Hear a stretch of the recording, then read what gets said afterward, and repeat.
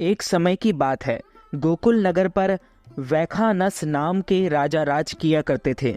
ये बहुत ही धार्मिक प्रकृति के राजा थे। प्रजा भी सुख चैन से अपने दिन बिता रही थी।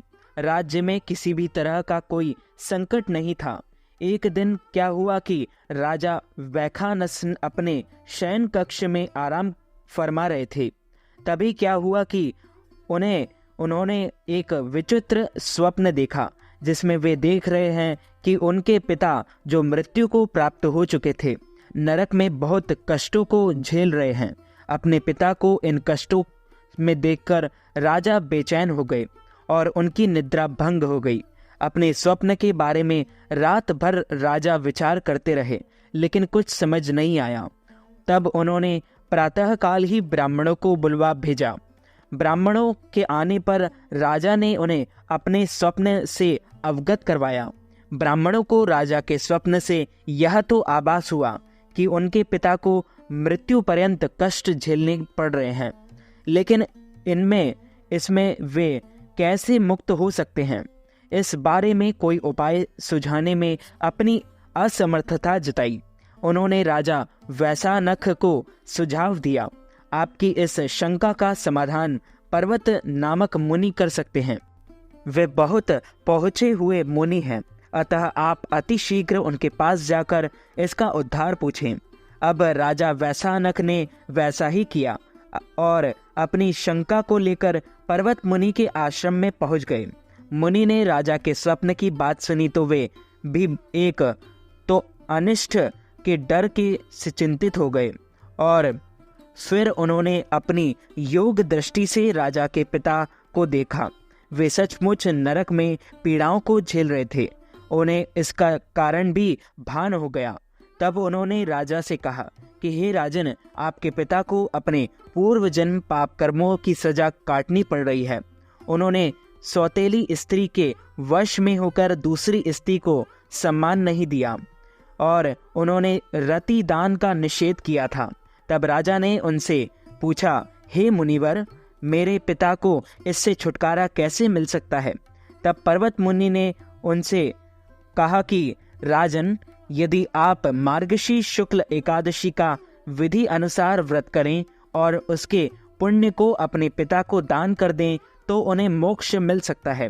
राजा ने ऐसा ही किया। विधि पूर्वक मार्गशीर्ष एकादशी का व्रत कर उसके पुण्य को अपने पिता को दान करते ही आकाश से मंगल गान होने लगा।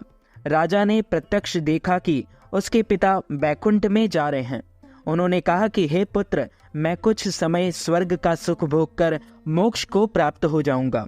यह सब तुम्हारे उपवास से संभव हुआ। तुमने नारकीय जीवन से मुझे छुटाकर सच्चे अर्थों में पुत्र होने का धर्म निभाया है। तुम्हारा कल्याण हो पुत्र। राजा द्वारा एकादशी का व्रत रखने से उसके पिता के पापों का क्षय हुआ और उन्हें मोक्ष की प्राप्ति हुई। इसी कारण इस एकादशी को मोक्षदा एकादशी कहा गया, क्योंकि इस दिन भगवान श्री कृष्ण ने गीता का उपदेश भी दिया था। इसलिए यह एकादशी और भी अधिक शुभ फलदायी होने गई और इस एकादशी को गीता जयंती के नाम से भी जाना जाता है। बोलिए श्री लक्ष्मी नारायण भगवान की जय। श्री वृंदावन बिहारी लाल की जय। श्री गिरिराज धरण की जय। बालकृष्ण लाल की जय। श्याम सुंदर श्री यमुने महारानी की जय। जगत गुरु श्री वल्लभाधीश की जय। गोसाई जी परम दयाल की जय। श्री गुरुदेव की जय। लाडले लाल की जय। आज के आनंद की जय।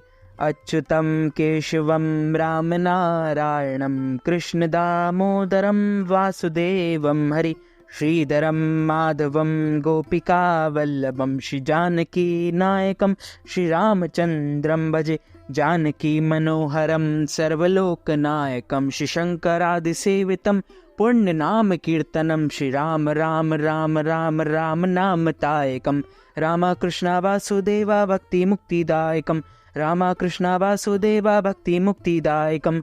हरे राम राम राम हरे हरे, हरे कृष्णा कृष्ण कृष्ण हरे हरे, श्री कृष्ण गोविंद हरे मुरारे, हे नाथ नारायण वासुदेव। तो मित्रों, हमारे इस ज्ञानवर्धक वीडियो को आप अधिक से अधिक लोगों को शेयर कीजिएगा, लाइक कीजिएगा, कमेंट कीजिएगा और सब्सक्राइब करके बेल आइकन को भी ऑन कर लीजिए ऐसे ही नए नए वीडियो देखने के लिए। आप सभी को सादर जय श्री कृष्ण, सादर धन्यवाद।